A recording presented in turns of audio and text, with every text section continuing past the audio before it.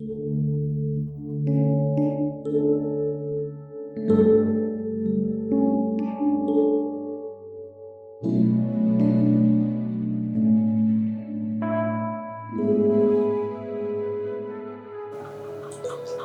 Tuhan, selamat pagi, selamat berjumpa kembali.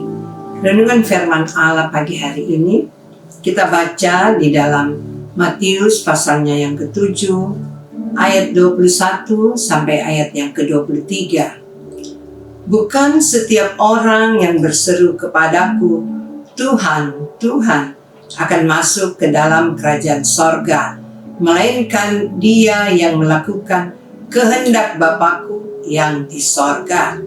Pada hari terakhir, banyak orang akan berseru kepadaku, Tuhan, Tuhan, bukankah kami bernubuat demi namamu dan mengusir setan demi namamu dan mengadakan banyak mujizat dengan namamu juga?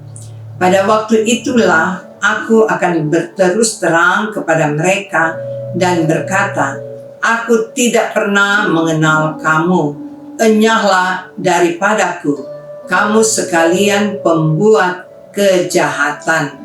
Saudara-saudara, ayat-ayat ini berbicara pada hari terakhir akan banyak orang yang tersesat dengan pengajaran-pengajaran yang salah, pengajaran-pengajaran yang akan menyesatkan mereka. Sebab itu, bagaimanakah agar iman kita tetap menjadi kuat, iman kita tidak lemah? Saudara, mari kita lihat ya, bagaimana kehidupan kita sebagai orang yang beriman, sebagai orang yang percaya, tetap memiliki kekuatan iman, tidak mudah untuk disesatkan. Hal yang pertama, ya, iman itu harus dibangun di atas dasar firman Allah yang benar. Sebab ya, ada tentunya orang mengajarkan firman Allah yang salah. Saudara-saudara yang kekasih, dalam Yudas pasal pertama ayat yang ke-20 dikatakan demikian, akan tetapi kamu saudara-saudaraku yang kekasih, bangunlah dirimu sendiri di atas dasar imanmu yang paling suci dan berdoalah dalam Roh Kudus. Sekali lagi, akan tetapi kamu saudara-saudaraku yang kekasih, bangunlah dirimu sendiri di atas dasar imanmu yang paling suci dan berdoalah dalam Roh Kudus.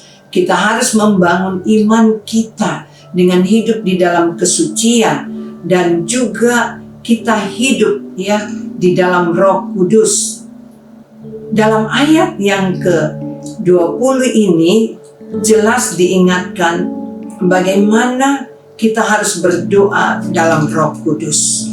Kita mau minta ya hidup kita ini dipenuhkan dengan Roh Kudus dan dipimpin oleh Roh Kudus.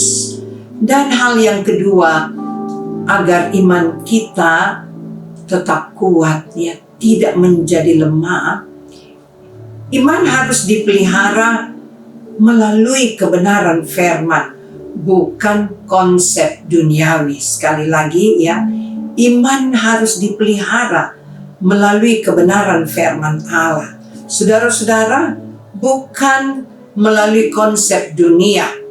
Sebab banyak orang ya yang tersesat melalui konsep dunia ya, konsep duniawi. Nah, saudara, dengan jelas di sini diingatkan dalam Roma pasal 10 ayat yang ke-17 ya, iman kita bertumbuh ketika kita mendengar firman Allah.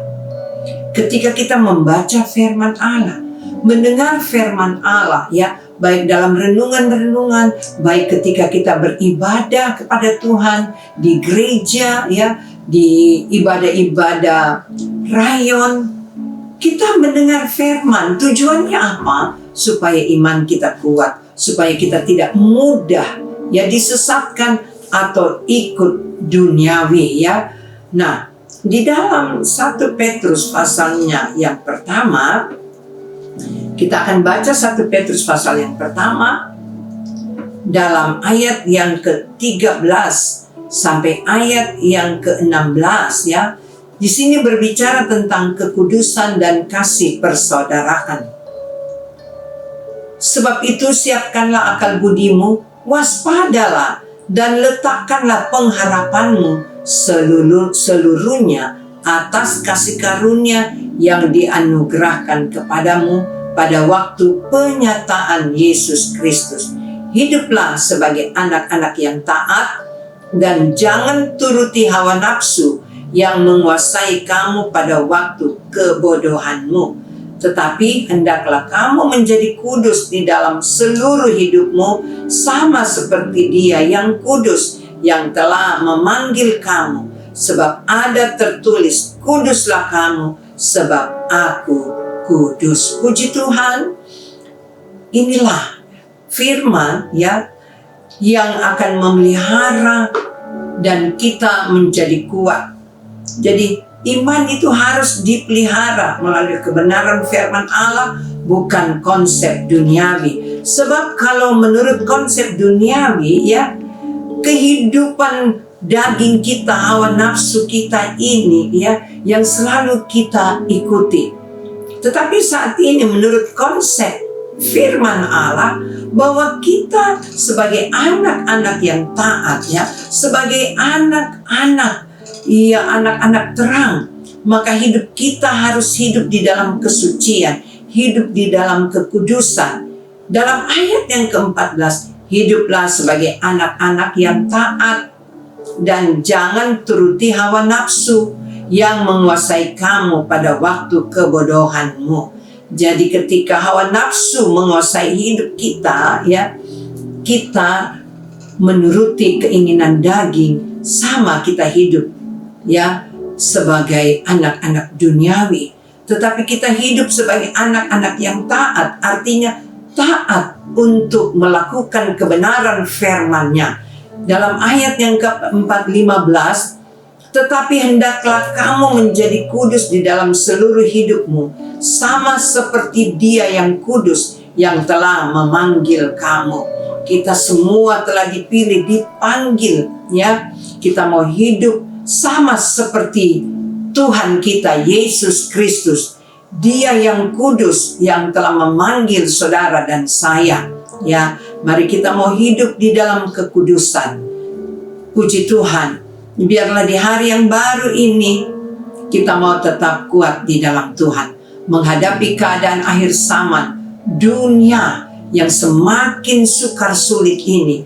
Tapi bagi orang yang beriman, yang kuat di dalam Tuhan, kita selalu mau ya hidup di dasar firman Allah yang benar. Dan iman kita ini kita harus pelihara melalui firman Allah, bukan melalui konsep duniawi. Puji Tuhan. Mari kita satukan hati, kita akan berdoa.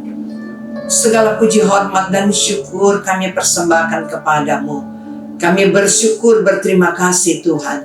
Kembali firman-Mu mengingatkan kepada kami semua bagaimana seharusnya kehidupan kami, bagaimana iman kami supaya tetap kuat di dalam Engkau. Biarlah hati kami, pikiran kami selalu tertuju kepadamu.